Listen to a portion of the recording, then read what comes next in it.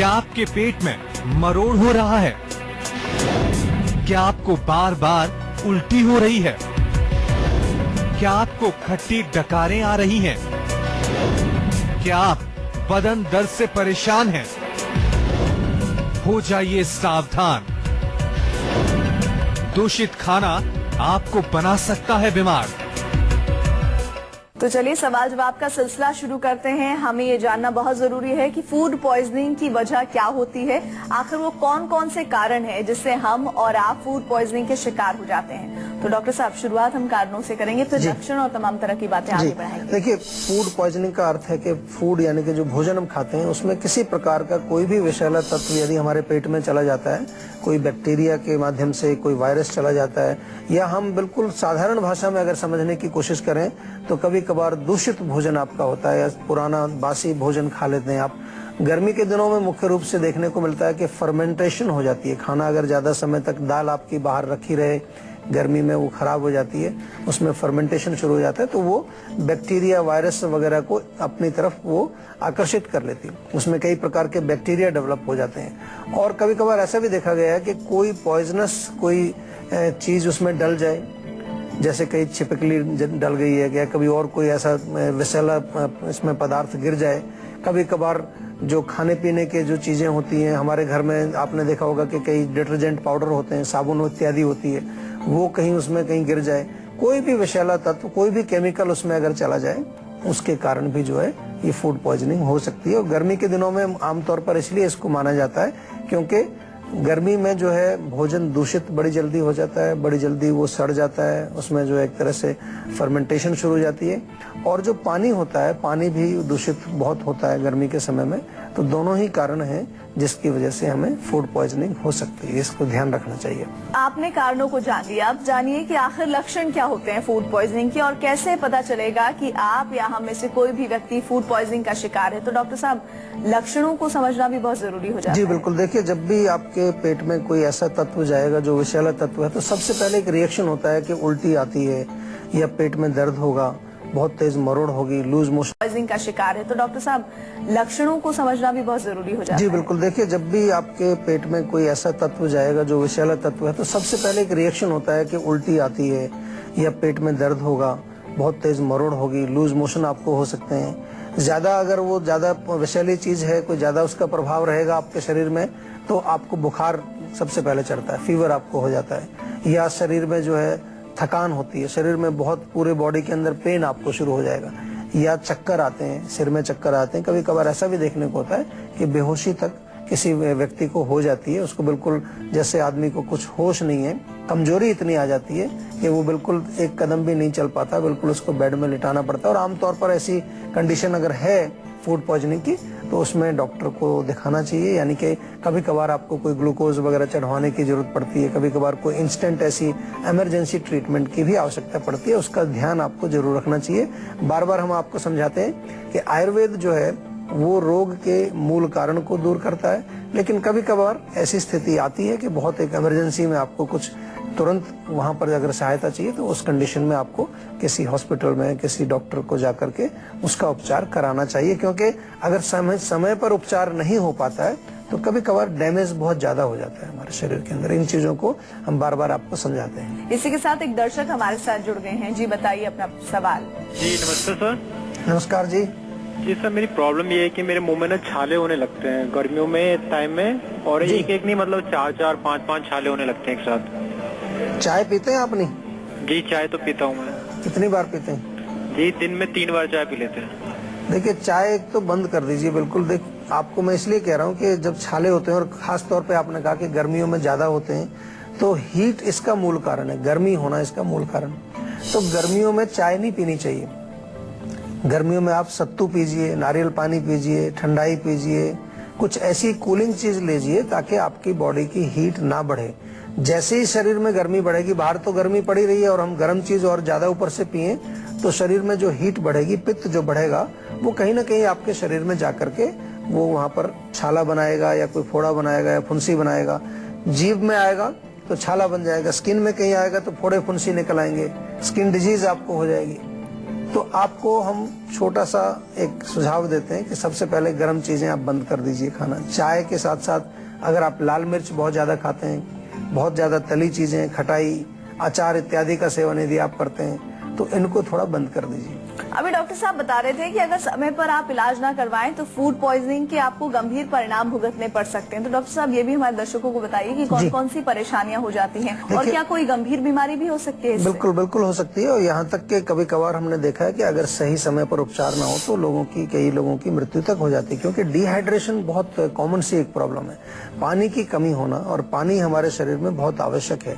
पानी की कमी होना या इसके अलावा लिवर पर कोई असर आ जाता है, कई बार किडनी के कोई रोग हो जाते हैं, और दौरे पड़ना, नर्वस सिस्टम पर बड़ा जबरदस्त असर आ जाता है। जो हमारा मस्तिष्क है, ब्रेन है, नर्वस सिस्टम है, उस पर असर आ जाता है। और ऐसा भी देखा गया है कि अगर सही उपचार ना हो तो कभी कभार, क्योंकि नर्वस सिस्टम के किसी भी हिस्से में अगर कमजोरी आएगी, ब्रेन के किसी हिस्से में अगर वीकनेस आएगी तो उस व्यक्ति को पैरालिसिस टाइप का रोग भी हो सकता है, पैरालिसिस भी हो सकता है उसको, कि उसके हाथ पैर काम करना बंद कर दें। तो इसलिए गंभीरता से लेना चाहिए। फूड पॉइजनिंग कोई बहुत भयंकर चीज नहीं है, भयंकर स्थिति ऐसी नहीं है आपको कि उसका उपचार आप नहीं कर सकते। बहुत सारी चीजें आपको बताएंगे जो आप घर में भी कर सकते हैं, लेकिन हमेशा आपको अपने जो स्वास्थ्य है, जो आपकी जो हेल्थ है, उसका नियंत्रण करके रखना चाहिए। उसकी हर चीज के बारे में आपको जानकारी होनी चाहिए कि किस कंडीशन तक आप स्वयं अपनी रक्षा कर सकते हैं और किस कंडीशन में आपको किसी चिकित्सक की आवश्यकता पड़ सकती है। और इसी उद्देश्य से हमने प्रोग्राम आपका बनाया है, जो संजीवनी पहुंचाते हैं आप तक, कि छोटी छोटी सी चीजें अगर हम उनको सही प्रकार से समझ करके और उपचार करें तो हम भयंकर स्थितियों से बच सकते हैं आसानी से, और भयंकर से भयंकर रोगों से भी हम छुटकारा पा सकते हैं। एक और दर्शक हमारे साथ हैं, उनका नाम है अवतार, दिल्ली से कॉल कर रहे हैं। जी बताइए अवतार, क्या जानना चाहते हैं? नमस्कार डॉक्टर साहब। नमस्कार जी। डॉक्टर साहब एज 18 साल है, व्हाइट बाल हो रहे हैं मेरे बहुत ज्यादा। बाल गिर रहे हैं? सफेद हो रहे हैं बहुत ज्यादा। बाल सफेद हो रहे हैं 18 साल में? हाँ जी। देखिए बहुत गलत बात है। तो 18 साल में तो बाल सफेद भी नहीं होने चाहिए, गिरने भी नहीं चाहिए। तो बाल सफेद होने का मूल कारण है बहुत ज्यादा पित्त का बढ़ना।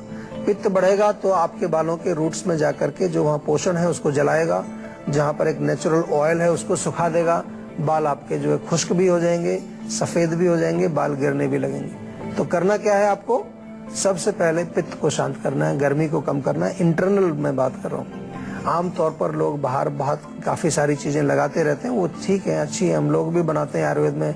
हमारे यहाँ आयुर्वेद में जो कई प्रकार के औषधीय तेल बनाए जाते हैं बालों के लिए, कई प्रकार के शैम्पू भी हम बनाते हैं, हेयर टॉनिक भी एक बनाते हैं, वो सब चीजें अच्छी हैं लगाने वाली। लेकिन अंदर से जो आपका मूल कारण है उसको ठीक करना भी बहुत जरूरी है। और अगर गर्मी इसमें मूल कारण है तो आंवले का चूर्ण प्लस मुलेठी का चूर्ण, दो चीजें बराबर मात्रा में मिलाइए। और अगर आपको कहीं भृंगराज का चूर्ण मिल जाए, भृंगराज बड़ी कॉमन सी चीज है, पंसारी के यहाँ मिल जाता है, तो तीनों चीजें मिला करके बराबर मात्रा में, और इस मिक्सचर में से एक चम्मच सुबह शाम आप सेवन करिए। लेकिन ध्यान रहे कि अगर आप गर्मी को, पित्त को कम कर रहे हैं तो गर्मी बढ़ाए ना, यानी कि चाय, कॉफी, मिर्ची, मसाले या खटाई, नॉनवेज, अंडा वगैरह उसका सेवन ना करें। डॉक्टर साहब, हम फूड पॉइजनिंग की बात करें, एक नया ट्रेंड देखने को मिला है पिछले 5-10 सालों में। अगर मैं कहूँ तो लोग घर से ज्यादा बाहर का खाना प्रेफर करते हैं, तो जाहिर तौर पर फूड पॉइजनिंग होगी ही। लेकिन अगर फूड पॉइजनिंग है तो किस तरह का आहार का सेवन किया जाए, ये बताइए हमारे दर्शकों। देखिए, फूड पॉइजनिंग यानी कि आपका जो डाइजेस्टिव सिस्टम है, आपकी आंतें हैं, आपका पेट है, वहाँ पर इन्फेक्शन एक हो गया, एक तरह का वहाँ पर विकृति पैदा हो गई, रोग पैदा हो गया। तो आपको अपने सिस्टम को ओवरलोड नहीं करना है, तो आपको बिल्कुल हल्का खाना खाना है। जैसे मूंग की दाल की पतली सी खिचड़ी बनाएं। चावल आप अगर खाना चाहें तो बिल्कुल जैसे लिक्विड फॉर्म में हो, उसमें थोड़ा पानी भी हो।